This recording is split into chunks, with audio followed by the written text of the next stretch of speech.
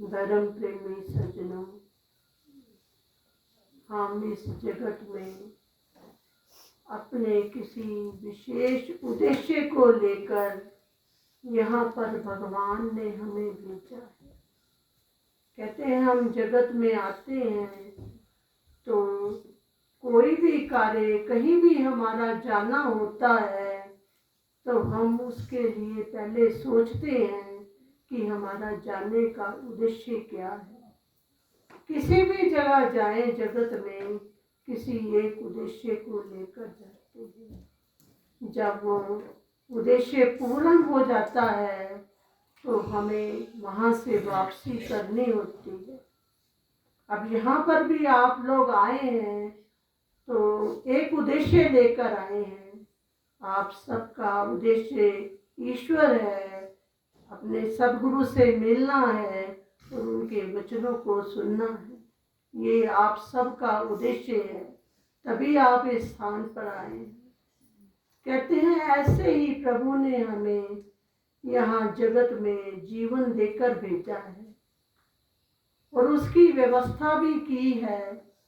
लेकिन जो हमें यहाँ आकर जो सोचना है हमारा असली कर्तव्य क्या है, वो हमें सद्गुरु से प्राप्त होता है। हम इस उद्देश्य से आते हैं कि जहाँ हम संसार में रहते रहते संसार के कार्यों को करते करते थोड़ा धूल पड़ जाती है हमारे विचारों में, थोड़ा उससे हम हटके एक संसारियों की तरह जीवन व्यतीत करने लग पड़ते हैं, तो हमें भगवान की तरफ से, अपने गुरु की तरफ से आप सबको आदेश आता है कि उठो चलो और अपने उद्देश्य को प्राप्त करने के लिए अपने गंतव्य तक पहुँचो। कहते हैं कि महापुरुषों का संग भगवान इसलिए कराते हैं कि कहते हैं कि जीव अपने उद्देश्य को समझे और यहाँ से अपना उद्देश्य पूर्ण करते हुए अपने आप को समेटते हुए हमें यहाँ से एक दिन चलना है। ये बात हमें सदा याद रखनी चाहिए। हम यहाँ पर सच्चा सौदा करने के लिए आए हैं। झूठ के सौदे तो दिन रात होते हैं, जगत के सौदे तो दिन रात होते हैं। उन्हीं में उलझ कर हमारे जीवन की कब सांझ हो जाती है ये पता ही नहीं चलता। कहते हैं गुरु नानक देव जब कमाने के थोड़े काबिल हुए तो उनके पिता ने उनको कुछ रुपए देकर कहा, बेटा जाओ सौदा करके आओ और इसको बढ़ाओ। कहते हैं वो चले अपना व्यापार के लिए, तो रास्ते में देखते हैं कि कुछ साधु भूखे बैठे हैं, उनको भोजन की व्यवस्था नहीं है उनकी, तो उन्होंने वहाँ उन पैसों से उनके भोजन की व्यवस्था की। व्यवस्था करके जब वो पैसे तो खत्म हो गए, जब लौटे तो पिता ने पूछा, बेटा सौदा करके आया है, क्या कमाया है? तो उन्होंने कहा, पिताजी मैं सच्चा सौदा करके आया हूँ। सच्चा सौदा किया है। तो पिता को थोड़ा क्रोध आ गया, दिए तो सारे पैसे लुटा आया। तो कहते हैं वो तो जानते थे कि मैंने क्या किया है। जो असली हमारा जगत में आकर जो सच्चा सौदा है वो प्रभु से, प्रभु के सेवा कार्यों में अपने तन मन धन इनको अर्पण करना, यही सच्चा सौदा है। तो इसके लिए हमें जो सद प्रेरणा देते हैं वो हमारे सद्गुरु देते हैं। अपने अपने जो भी हमारा उद्देश्य होता है उसको हम लेके ये चीज़ें भी करते हैं, लेकिन फिर भी कुछ त्रुटियां रह जाती हैं। उन त्रुटियों को समझने के लिए हम अपने गुरु के चरणों के साथ जुड़ते हैं और उसका आनंद लेते हैं, उन वचनों का आनंद लेते हैं और फिर सोचते हैं कि हमें इन रास्तों पर चलना ही हमारे जीवन का असली उद्देश्य है, यही हमारे जीवन का गंतव्य है। बाकी तो ये संसार के कार्य तो इस मेले में आकर करने भी हैं और करने पड़ते भी हैं, क्योंकि जगत की रचना ऐसी बनी है, संसार के कार्य किए बिना भी इससे छुटकारा नहीं होता। लेकिन अपने उद्देश्य को सदा याद रखें, सदा याद रखते हुए तन से, मन से, धन से अपने प्रभु के प्रति अर्पण रहें, उनके विचारों के साथ जुड़े रहें। यही मानव जीवन का उद्देश्य है। कहते हैं एक बार नारद मुनि जगत में भ्रमण करने आए।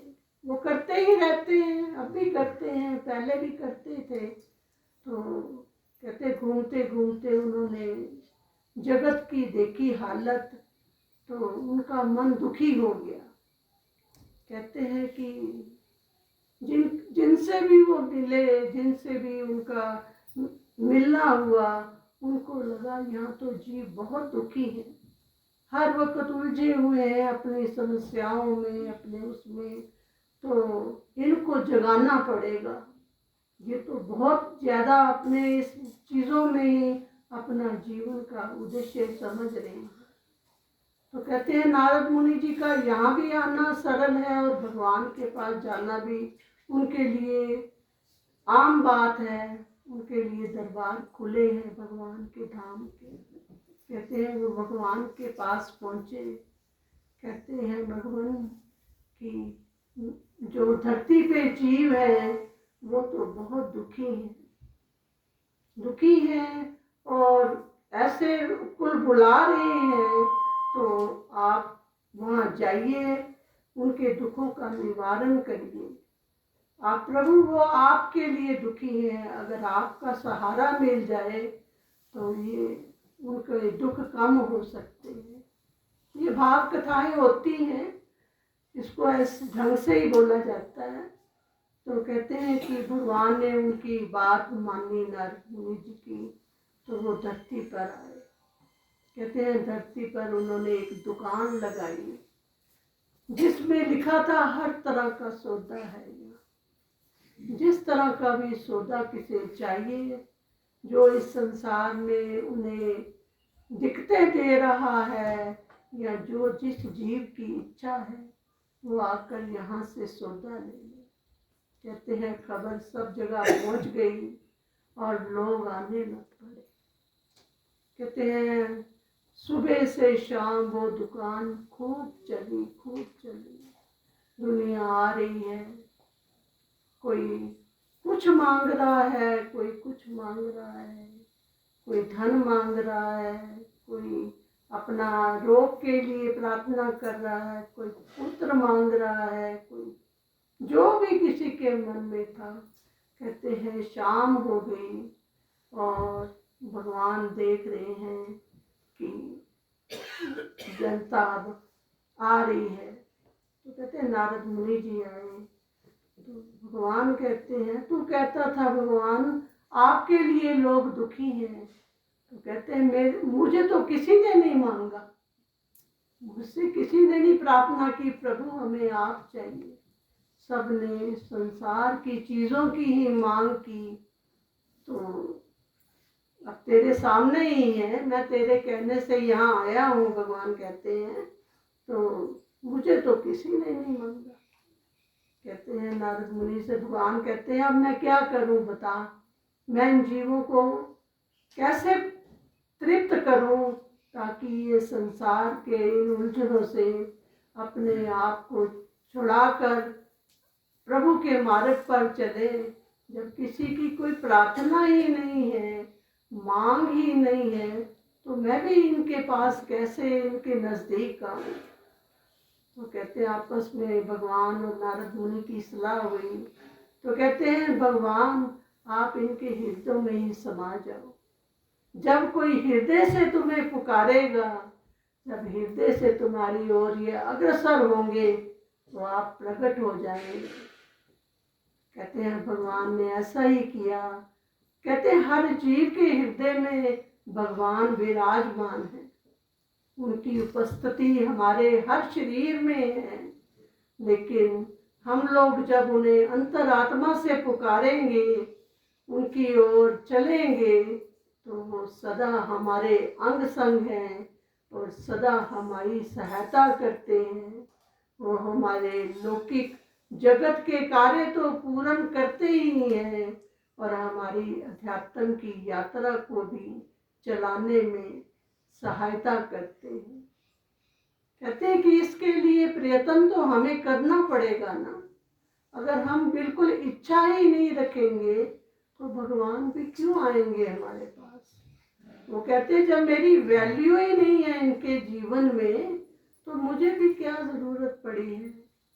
तो इसलिए भगवान के विरह में, उनकी याद में बनी रहे, उनका सानिध्य बना रहे, तो उसके लिए हम महापुरुषों के चरणों में आते हैं और उनसे ये चीज़ें प्राप्त होती हैं, उनके विचारों से, कि जीवन में जीवन का उद्देश्य क्या है, यहाँ आकर हमने क्या करना है, यहाँ आकर हमने सच का सौदा करना है।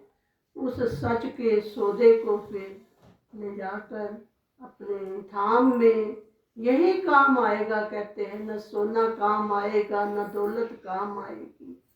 ये चीज़ें तो ये जगत की चीज़ें हैं, जगत में रह जाएंगी। हमारे द्वारा जपा हुआ नाम, हमारे द्वारा की गई सेवा, हमारे द्वारा किया गया दान, ये सब हमारे अच्छे शुभ कर्म बन के हमारी सहायता करते हुए हमारे साथ चलेंगे। तो अधिक से अधिक हम अपने गुरु के वचनों से जुड़ते हुए उसके ऊपर चलने की कोशिश करें, ताकि हमारा जो परलोक है वो उसके रास्ते साफ हो और हम गुरु के धाम में जाने के काबिल बने। बोलो सतगुरुदेव महाराज की जय।